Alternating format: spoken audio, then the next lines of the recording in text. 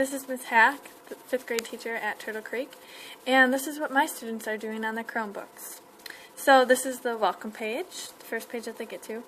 And when my students open up, they go right to their Google Chrome, and they have bookmarked the 5H Classpad, which is where I control this document, and I add links to different forms that I've created. So every day they come into class and they open up the Chromebooks and open up the daily question.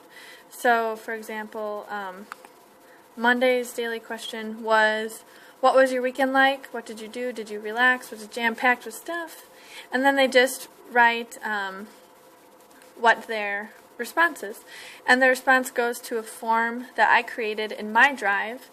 And so if I want to ever read those, I can just go into the form and open it up. Okay, so that is the daily question. So then they would submit it. Back at the daily, or at the Classpad, I also have things on here like Unit 1.1 review. This is something that I made for my students that have advanced and finish their homework. I say, okay, open up the 1.1 review for math, and so then they just go through these questions and answer them the best that they can, and then they submit it. So this isn't a mandatory thing, it's just for an extension for the students that are advanced. And then I also have some links to some good websites for grammar or literacy if we have extra time for that. I like this because I can put in days too. So Monday, this is the link that you go to. Tuesday, this is what you go to. Also, bookmarked on their main page, I guess, is the Socrative Student. Socrative is a website that is like a polling website. It's really nice because I don't really have to prepare much in advance. So I have an account on Socrative, and this is our room number.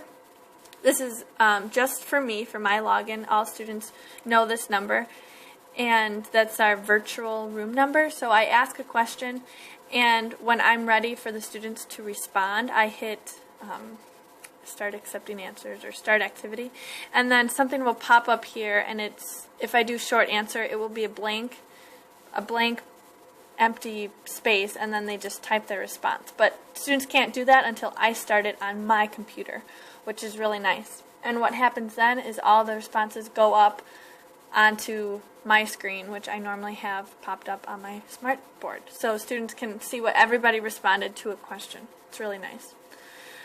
I also have dictionary.com saved, so if they need to look up a definition or something. And I also have saved the student tech portal.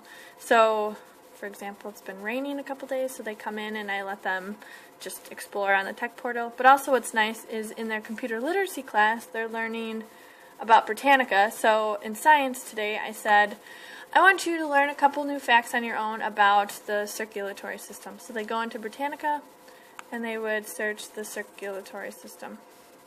It's already up.